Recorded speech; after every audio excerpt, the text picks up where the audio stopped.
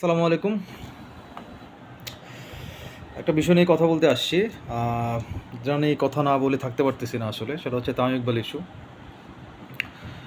এই তামিম ইকবালের পক্ষে একসময় ফেসবুকে যুদ্ধ করছি রীতিমতো। সাকিবের বিপক্ষে গিয়ে সাকিব যখন তামিম ইকবাল ইস্যু নিয়ে বিশ্বকাপের আগে একটা টক শো করে, এরপরে সাকিবকে মোটামুটি ধুইয়া দিছিলাম। অনেক লেখালেখি, অনেকের সাথে তর্কাতর্কি হয়েছে সাকিবের যারা ফ্যান ফলোয়ার ছিল আইডিতে। অনেক আজে বাজে কথা। সো ওই সময় অনেক মানে তামিমের জন্য মোটামুটি অনেকের সাথে আমার সম্পর্ক নষ্ট হয়েছে ওই সময়।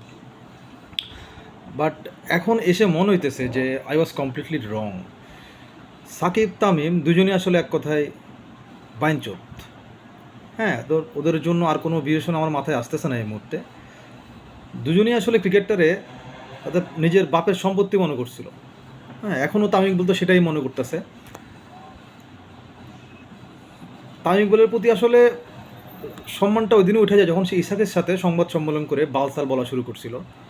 সে চাইছিল বিসিবির সভাপতি হইতে, কিন্তু আসিফ মাহমুদকে ধন্যবাদ যে সে আসলে সাকিব তামিম দুজনরে চিনে ফেলছিল আগেই। সে তামিমরে বিসিবির সভাপতি পদে বসতে দেয় না, এটা জন্য তাকে আন্তরিকভাবে ধন্যবাদ।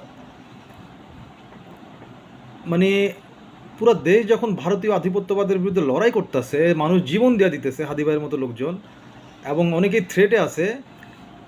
হ্যাঁ, সেই মুহূর্তে যখন মুস্তাফিজ কাইপিল থেকে বাদ দেওয়া হয় ভারতীয় হিন্দুত্ববাদীদের আন্দোলনের কারণে, স্বাভাবিক নিরাপত্তার প্রশ্ন উঠে। কিছুদিন আগে এক মুসলমান ভাই যে কিনা ভারতের চিকিৎসার জন্য গিয়েছিল, তারপর সে কলকাতা আসছিল, সেখান থেকে সে বাই রোডে আসবে, চেন্নাই থেকে কলকাতা আসছিল, তাকে মসজিদ থেকে নামাজ পড়ে বেরোবে, তাকে পিটায় মেরে ফেলে, এটা নিউজে আসেই নাই। তো কী পরিমাণ নিরাপত্তাহীনতা ভারতে বাংলাদেশের মুসলমানদের। সেই জায়গায় যখন বিসিবি এবং ক্রীড়া উপদেষ্টা একটা গঠনমূলক সুন্দর সিদ্ধান্ত নেয়, যেটাতে বাংলাদেশের প্রতিটা মানুষ খুশি, নিজেদের গার্ডস রেখে, নিজেদের ডিগনিটি বজায় রেখে তারা আইসিকে সরাসরি চিঠি পাঠায় যে তারা ভারতে খেলতে চায় না, নিরাপত্তা ইস্যু আছে, আমরা আমাদের ম্যাচগুলো শ্রীলঙ্কাতে ট্রান্সফার করতে চাই, আমাদের নেক্সট টি-20 ওয়ার্ল্ড কাপের ম্যাচগুলো। এটা খুবই সুন্দর একটা স্টেটমেন্ট ছিল এবং আমরা সবাই এটাতে খুশি যে আগে দেশের ডিগনিটি, মান সম্মান, দেশের গার্ডস আগে, এরপর গিয়ে ক্রিকেট।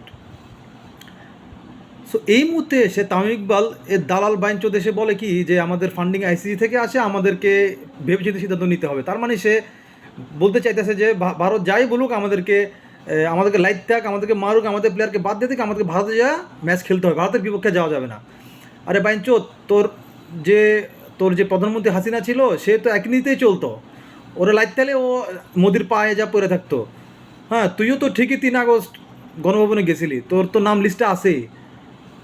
হ্যাঁ, তুই এখন আইসোস তোর হাসিনার পক্ষ হয়ে, হাসিনা যে নীতিতে চলতো ওই নীতিতে চলার লাগে বাংলাদেশের মানুষরে, বাংলাদেশের সরকারে আর বিসিবিরে তুই দিতে আইসোস না।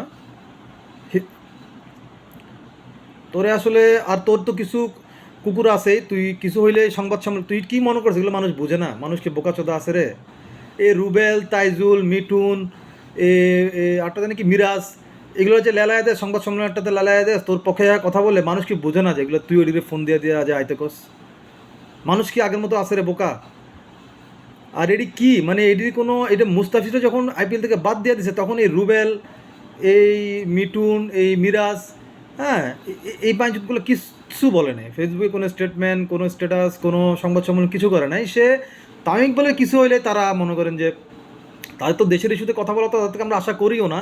কিন্তু খেলোয়াড় তো, মুস্তাফিজ তো খেলোয়াড়, তারে বাদ দেওয়া হয়েছে, তখন কিছু বললো না। কিন্তু তামিম বলে ইস্যু তারা সব সরব মিডে দেয়া করছে।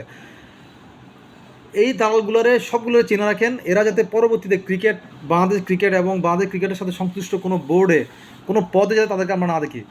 এরা সরাসরি ভারতীয় দালাল, এরা পদে আসলেই ভারতের দালালি করবে, গোলামি করবে, যেটা থেকে বাংলাদেশ মুক্ত হইতে চাইতেছে এখন, তারা এসে আবার রেডিই করবে। সো একটা কথাই বলবো, তামিমের পক্ষ নিয়ে কথা বলছি জন্য আমি অনুতপ্ত। আমি যাদের সাথে তামিম ইকবালের পক্ষ নিয়ে ঝগড়া করছি, এই জন্য আমি সরি। আমার এখন নিজেরই ঘৃণা লাগতেছে যে আমি এই বাঞ্চতের পক্ষ নিয়ে কথা বলছি। যাই হোক, তামিম সাকিব দুইটাই বাঞ্চত। এই দুই বাঞ্চতরে আমরা বাংলাদেশ ক্রিকেটের সাথে কোনোভাবেই দেখতে চাই না। আপনারাও আশা করি তাদেরকে বয়কট করবেন। আসসালামু আলাইকুম।